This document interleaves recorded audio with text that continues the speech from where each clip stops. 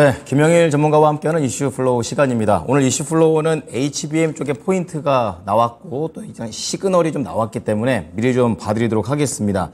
자, 우선 HBM 많이는 들었지만 과연 이게 뭔가 이걸 모르시는 분도 상당히 계신 것 같고 저도 조금 더 공부하고자 갖고 와봤습니다. 시장의 주도주인 반도체이고 그중에서도 차별화된 움직임을 보여주기도 했었습니다. 그래서 알아봐야 될 HBM. 자, 우선 하이 밴드위스 메모리 약자입니다. 고대역폭 메모리고요. 여기까지만 들어 잘 모르겠는데 이 반도체 패키지, 이 포장을 하는 것과 관련된 핵심 부품 중 하나가 되겠습니다. 기존보다 더 높은 대역폭을 보여줄 수 있다는 장점을 가지고 있고요. 얘네들이 하는 이유는 AI에 대한 학습, 그리고 실행에 대한 복잡한 수학적 연산을 빠르게 해준다라는 능력이 있습니다. 이 AI와 다양한 반도체 분야에서 지금 사용이 되고 있고요. 기술의 발전과 그리고 이 관계사들의 강한 그런 요구사항에 따라서 지속적으로 변화가 가능하다라는 그런 잠재력을 보여주고 있습니다. 그래서 아시다시피 요즘은 없어서 못 파는 상황입니다.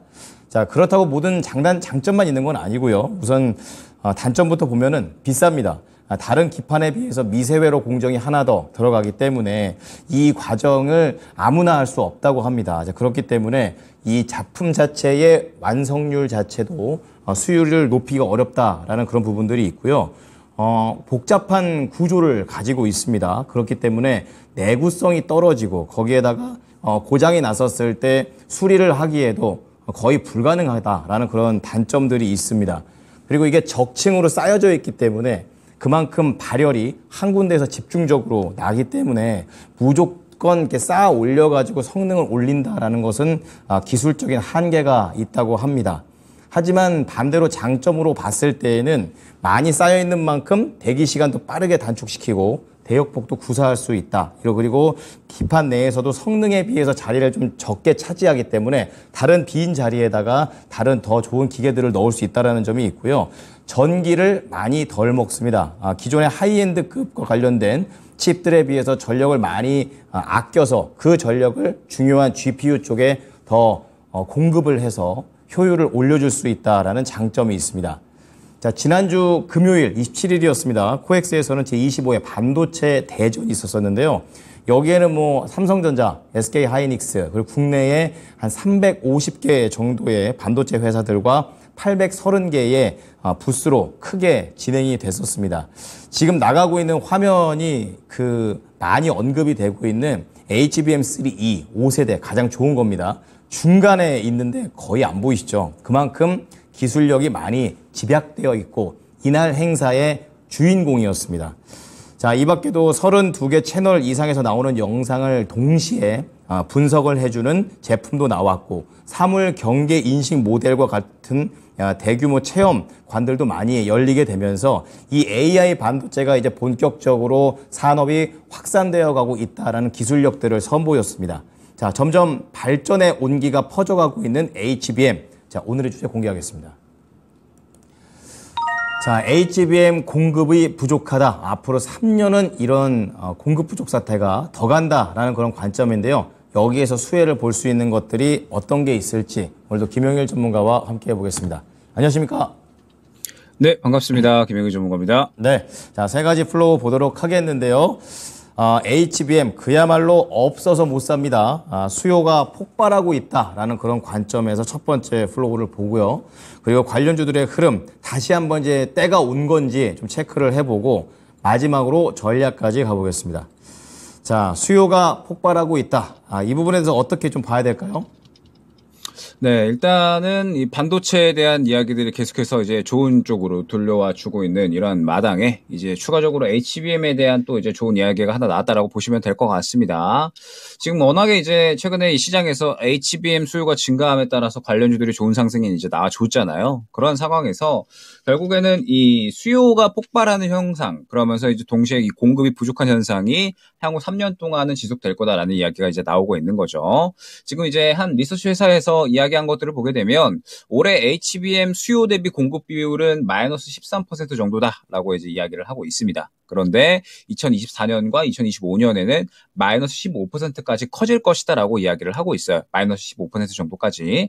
그러면 이 부분을 봤을 때 공급 비율이 수요에 비해서 계속해서 이제 낮아진다라는 뜻이 되는 거니까 공급 부족 현상이 당연히 이제 심화될 수밖에 없다라는 거죠. 그러면서 이제 한 2027년 정도는 돼야지 수급 균형으로 접어들 것으로 내다보고 있는 그런 상황이다라고 볼 수가 있습니다. 이에 대한 이제 원인은 무엇이냐라고 이제 한번 보게 되면 최근에 이제 이 주요 빅테크 기업들 뭐 아마존이나 뭐 구글 등 해서 주요 빅테크 기업들이 워낙에 이제 이 HBM이 또 이제 이 시장, 현재 시장에서 엔비디아 쪽에서 워낙에 이제 이 AI 반도체들을 또 계속해서 꽉 쥐고 있잖아요. 그래서 자체적으로 칩 개발을 한다라고 이야기를 했고, 그러면서 당연하게 또 이제 이 HBM에 대한 수요가 증가할 수밖에 없는 상황이다라고 보시면 될 것 같습니다. 지금 이제 삼성이나 SK하이닉스가 계속해서 이제 HBM 공급을 늘릴 거다, 생산량 늘릴 거다, 이러한 이야기들이 계속해서 이제 하고 있는 상황이잖아요. 그런데 최근에 이제 SK하이닉스 이제 박명수 부사장이 26일 날에 이제 컨퍼런스 콜을 진행을 했는데, 그때 HBM3뿐 아니라 HBM3E까지도 내년도 생산 능력이 이미 이제 현 시점에 솔드아웃 됐다, 품절이 됐다라고 이야기를 하고 있습니다. 내년 물량까지도 이미 이제 품절이 됐다라고 이제 생각을 해주시면 될 것 같아요. 그러면서 지금 이미 공급량이 상당히 좀 부족한 상황이다라고 이제 보시면 될 것 같습니다. 삼성전자가 SK하이닉스가 이제 내년에 HBM 생산량을 2배 이상 확대한다라고 방침을 확정을 했고, 그러면서 증설 작업을 계속해서 이제 진행을 하고 있죠.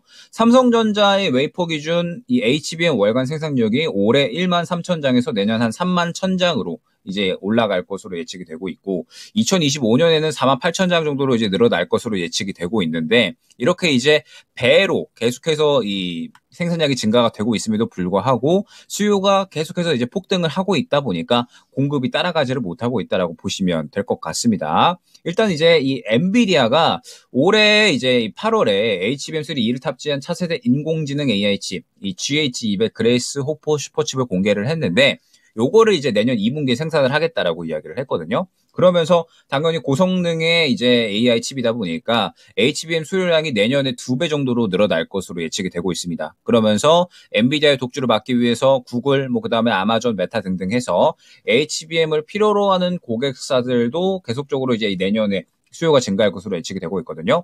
구글이 올해 8월에 자체적으로 개발한 AI 반도체가 이제 이 TPU V5E를 공개를 했었죠. 그러면서 이제 뭐 이 부분이 또 양산이 되기 시작을 할 거고요. 그 다음에 아마존 역시도 이제 클라우드 계열사인 AWS를 통해서 자체 칩을 개발을 하고 있는 그런 상황이라고 보시면 될 것 같습니다.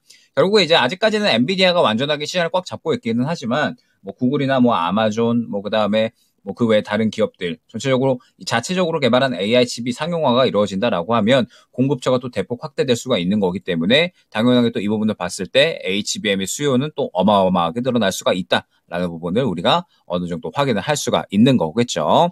그렇기 때문에 이제 HBM의 이 가격 자체가 또 계속해서 좀 높아지고 있는 그런 상황이라고 보시면 될 것 같습니다. HBM 가격이 원래 이제 이 생성형 AI 서버에 탑재되는 기존 메모리보다도 6배 이상 높거든요. 그래서 전체 D램 매출에서 HBM이 차지하는 비중이 올해까지는 한 자리였지만 이제 내년에는 20% 수준까지는 확대가 될 것으로 예측이 되고 있습니다. 그러면서 지금 현재 이 D램 시장 전반적인 부분에 대해서 이제 이 D램이 2024년부터 26년까지 반도체 업사이클 기간 중에는 역대 최대 매출 기록을 어느 정도는 경신할 수 있을 거다라고 전망이 되고 있는 그런 상황이기 때문에 지금 시장에서 반도체가 워낙에 이제 시장이 좀 꺾이다 보니까 또 올라가다가 꺾였잖아요. 그런데 반도체 같은 경우에는 분위기 자체가 워낙에 좀 긍정적이라서 계속해서 좀 지켜봐야 될 만한 구간이 아닌가 생각이 됩니다. 네. 참 HBM3 인기가 여전히 높습니다. 또 코엑스에서도 보니까 열린 이제 여러 기업들 중에서도 상장 기업들도 많이 참여해가지고 새로운 기술력들을 많이 보여줬다고 하는데, 그렇다면 이런 상장 기업들을 공략해보면 좋지 않을까 이런 생각도 해봤습니다. 관련주들의 흐름은 어떻습니까? 네, 일단은 이제 지금 현재 반도체 종목도 전반적으로 다시 한번 이야기를 드려보려고 하고 있습니다. 지금 일단 최근에 이제 이 반도체 종목들이 무언가 상승이 나오려고 하다가 시장이 워낙에 좀 큰 폭으로 꺾이다 보니까 결국에는 또 반도체가 지수에 이 민감하게 움직이는 종목군들이잖아요. 그래서 약간은 또 추세가 꺾여버린 그런 상황인 것 같습니다. 최근에 이제 흐름을 좋게 가져가던 종목들이 올라가는 듯 하다가 그대로 이제 시장이 좀 하락을 하면서 물량을 좀 뱉어내는 흐름들이 일괄적으로 나오고 있죠.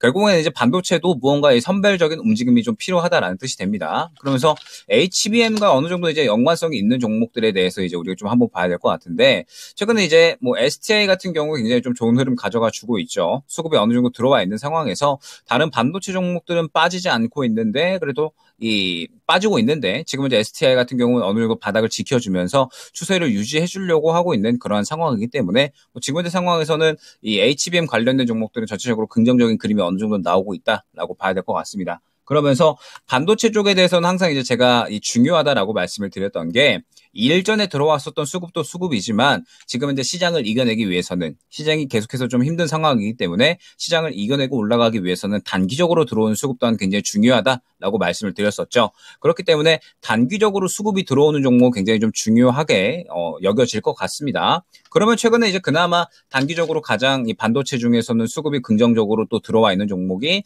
일단은 지금 현재 상황에서는 HPSP인 것 같아요. HPSP가 예전에 들어왔었던 수급들 한 차례 이제 또 이 시장이 꺾이면서 차익 신호이 조금 나오기는 했지만 다시 한번 또 바닥권에서 수급이 들어가고 있는 구간이기 때문에 추세만 다시 한번 상방으로 끌어올려 준다라면 하면, 그러면은 전고점까지는 추가적으로 상승을 노릴 수가 있을 것 같다라는 점, 이 부분을 한번 생각을 해볼 수가 있을 것 같습니다. 그러면서 뭐 이 외에도 마찬가지입니다. 지금 반도체 쪽은 워낙에 또 계속해서 좋은 이야기가 나오고 있기 때문에 지금 상황에서 이제 메모리 관련된 종목들, 그러면서 특히나 HBM 관련된 종목들 중에서 단기적으로 이제 HPSP처럼 이 수급이 좀 차오르는 종목이 어떠한 종목들이 있는지 위주로 보시게 되면, 그러면은 반도체 종목 중에서도 이제 충분히 좋은 이 수익이 나와줄 수 있는 그런 종목도 출연해 줄 수 있지 않을까 생각이 됩니다. 자, 반도체 종목을 골라낼 수 있는 그런 기준을 말씀을 해 주셨습니다. 자, 마지막으로 이제 HBM3 계속해서 수요가 올라가고 있는 그런 시점인데요. 전략은 어떻게 가져가는 게 좋을까요? 네, HBM이 이제 올해까지는 성장성에 좀 초점을 많이 맞추었다라고 하면, 이제 내년까지는 D램 전체 부분에서 비중이 20% 정도까지 늘어나는 그 정도의 이제 수익성을 확 끌어올릴 수가 있는 부분이다 보니까, 이제 D램 시장에 무언가 이제 좀 흐름을 좀 바꿀 수 있는 그런 가능성이 상당히 높아졌다라고 보여지고 있습니다. 그러면서 앞으로 이제 한 3년 동안이나 공급은 부족할 거다 라는 이야기가 나오고 있다 보니 매력도는 당연하게 올라갈 수밖에 없겠죠. 그러다 보니까 지금 현재 상황에서 반도체 쪽은 여전하게 좀 지켜봐야 되는 그런 종목군들이다라고 생각이 됩니다. 그런데 아무 종목이나 잡으면 안 된다라고 분명히 말씀을 드리고 있죠. 지금 현재 시장은 가는 종목만 가고 이 관심 받는 종목만 가는 그러한 상황이기 때문에 결국에는 수급이 가장 중요할 수밖에 없습니다. 반도체 종목들이다라고 해가지고 아무 종목이나 절대 매수를 하시면 안 되고, 단기적으로 시장에서 관심을 받고 수급이 어느 정도 유입이 되는 종목군들을 매수를 하셔야지 어느 정도 수익을 보실 수가 있다라는 점을 꼭 명심을 하셨으면 좋겠습니다. 네.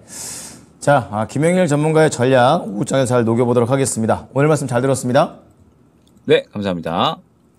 네, 오늘 이슈플로우는 HBM3와 관련해서 김영일 전문가의 분석이었습니다.